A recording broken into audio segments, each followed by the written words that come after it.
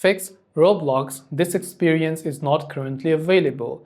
If you want to fix if Roblox says that this experience is currently not available, it's very simple to do so. So without any further ado or delay, let's get started with today's video.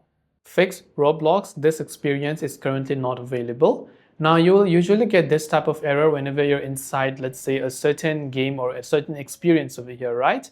And once you're in the page of this studio of Roblox Studio, what you have to do is actually from the top left, you can see this option called File.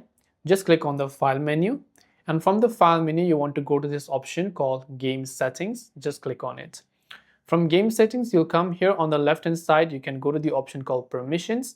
And from permissions, you can see who can play this game. It is set to private. So if this is set to either private or friends, then it will show that this experience is not available. So the fix is to set this to public. So when you set this to public and hit the save button, now you should be able to not get that issue. That's all for this video. If you have any questions, do feel free to leave them down below. Thanks for watching and see you soon in the next video.